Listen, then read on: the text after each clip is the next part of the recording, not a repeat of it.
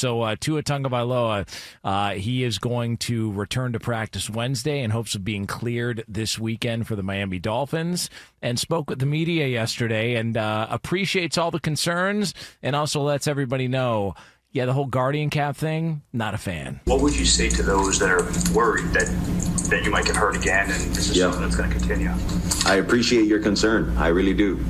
I love this game, and I love it to the death of me. That's it. Will you wear a Guardian cap? Nope. Why? Personal choice. Are you, will this change your style of play, your decision to scramble or run or things like that? It's got to be smart. That's it. It's got to be smart. So, there we go. Tua's back. You know what bothers me sometimes is just, and I know, the media has their job that they have to do. Everybody has to do what their job is, but it's like, you don't have to talk to him like he's like in hospice care. Like he's not, you don't have to talk to him like he's a victim. Like, oh, well, do you foresee yourself really having to play like in a different way now? Like, bro, just talk to him. Just do the interview. Ask your questions and do it the way. Like, you don't have to talk to the dude like he's like oblivious to who he is or he's punch drunk or anything like that. And if he were, he's still there. The employer still believes they clearly have a level of competency and what it is that he brings to the table, confidence in his competency. You don't have to talk to him like that. That's just kind of like a first take. Like, that takes me back a little bit. But as far as him coming back, I mean, everybody's going to be concerned, right? I mean, that's going to be obviously the optics of this situation is the concern for Tua's health. And I think I'll let you guys take it from there. But like 100%. Like, okay, you can shoot down and it's a personal choice not to wear the Guardian. Is that a choice that he should be able to make? We don't get to make a choice if we wear a helmet or not. Why can't they make it mandatory that he wears a Guardian? If you're the decision makers of that team, I want to protect my investment. We just paid your ass a whole lot of money. You gonna wear this the Guardian helmet. Yeah. My first thought was in hearing that question, I think we all assume the Guardian cap helps because there's additional padding and whatnot. But, oftentimes a quarterback, when you're getting hit and you're being concussed, it's the hits you don't see. It's from the side. It's from the back of your head. I think you logically say, oh, there's more padding. It should prevent that, stop that. He's had so many. And, obviously having one this year, it makes him more susceptible regardless. And I'm not sure maybe it stops the severity of the concussion. I don't know. I'm not a neurologist, so I'm not sure how it would help outside of just assuming that because it has more padding, it's going to stop his chances of getting a concussion. But the reality is it might not do anything. And, if it's his personal choice, it's his personal choice. He's choosing to make that. We talk about Lee's personal life oftentimes, and I harp on his personal choices. But I love you, Lee. But in all seriousness, there's an element of if it's the choice that he's making, it's the choice that he's making. And we just have to kind of deal with it. And I think the bigger choice is coming back to play football. A lot of people thought maybe he would decide not to come back and play because he's had so many of these concussions. So just the fact that he's choosing to play the game and potentially subjecting himself, Guardian cap or not, there's always going to be that potential of him suffering what has been some bad-looking concussions over the course of his career thus far. It'll probably be an uncomfortable watch for some people because they're going to be expecting, oh, God, here he goes. He's scrambling. What's going to happen? Is he going to slide this time? What's that? But, it's not any less uncomfortable than what they've looked like without him. Like, they need him back as soon as humanly possible. Get out there. Mike McDaniel, if you could have come back a week afterwards, they would have accepted you back a week afterwards. Whatever the case may be, they need him back out there. And anybody who's got a problem with Tua and got a problem with him making the decision to want to play or not wear the Guardian cap, don't watch. Like, if it's an issue, don't watch.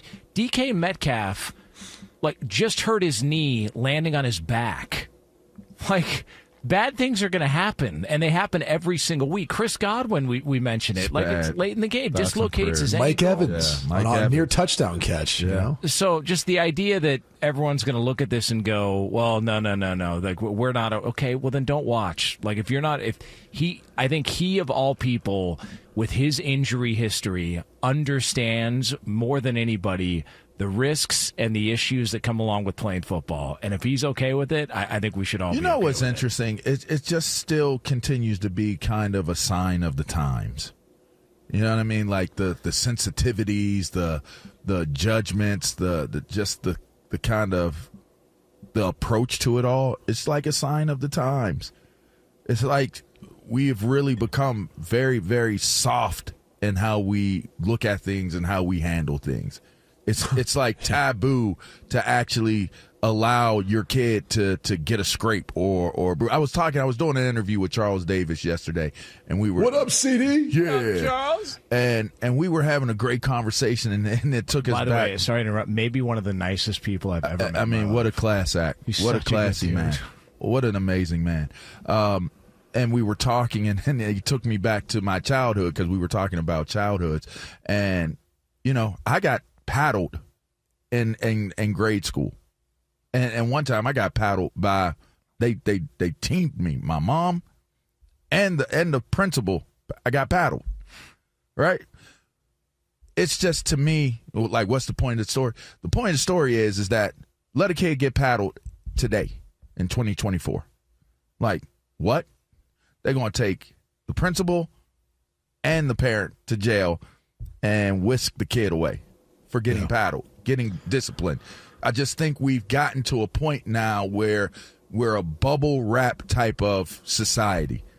And while the injury is so serious in nature, not taking anything away from the impact of what the injury is, but yet and still, at the end of the day, do you know how many people in the trenches of real life, every day working and living, are going to work in a scenario where it's not healthy to go, where it's hard to go, where they could literally lose their life in the job that they do, and you know what? They do it. So what are we judging this man for, him making a living, if he wants to continue to make the living? Yeah. It just seems weird. It seems strange that we've been so programmed to now be like, oh, no, oh, no. Like, what, he's playing a game. 20 years ago, dudes would have started out a game just looking you straight in the eyes, and they would take like 3 hits and be cross-eyed by halftime, and no one was asking any questions. All right, I loved it. It was drastically different. You mentioned punch drunk. There'd be guys that I'd see be walking around like they have no idea where they are, bro. Probably like, what was your grandma's name, Lee? Carol Mom. Like she walking around lost. Like, where's my car? Oh, Lee took it with a concussion. But and they'd be like, all right, get back in there. Is it too soon? And take off return. Is it too soon? Hines Ward was checking his knee. Like, no, it's my knee. What do you mean? What do you mean, dude? It's drastically different, and it was something where you kind of took it as a badge of pride of toughness. And then everyone on the outside's like, oh, it's just ignorant, concussions, And it's like, well, yeah, to a certain degree, there's truth to that. But at the same time, like, you can't judge it. It was how guys were making money. It was how guys are putting food on the table. They know this is going to be the most money they'll ever make in their life is playing the game of football. And they wanted to try to exhaust all efforts to get out there and play while they still had the opportunity to. And so it sounds kind of cutthroat or however you want to describe it, but the reality is real life. It's real life. I got news for you. You're not going to get a concussion playing video games. I got news for you. No. The food that we've been consuming for years in this country has done a lot more damage than that's why you don't football eat. Has. That's why you don't eat. Well, I had some shrimp scampi yesterday. Trish made. Oh, really you good. Love shrimp scampi. It was really good, man. I feel like you're a big shrimp scampi guy. I hear that like once a month. Yeah, and I also had some barbacoa. Oof. Not that was an odd mixture. Well, yeah, it is. And, you know, I put some of the barbacoa sauce on my shrimp scampi. Ooh. And it was good. So it was kind of like barbacoa shrimp scampi. Damn. Oh. Yeah, you know, hey, you know what I mean? I made that choice, and I lived with it. Yeah, you did. And you know what? How are we feeling this morning? I feel good. You're going to have to pull it to lap? I think it was the ice cream that my daughter gave me, and I'm lactose intolerant. And that, too, was a personal choice. Don't judge me. Don't judge me, and don't look at me as a victim. I'll still do lactose, even though I'm lactose intolerant. Yeah. So there you go.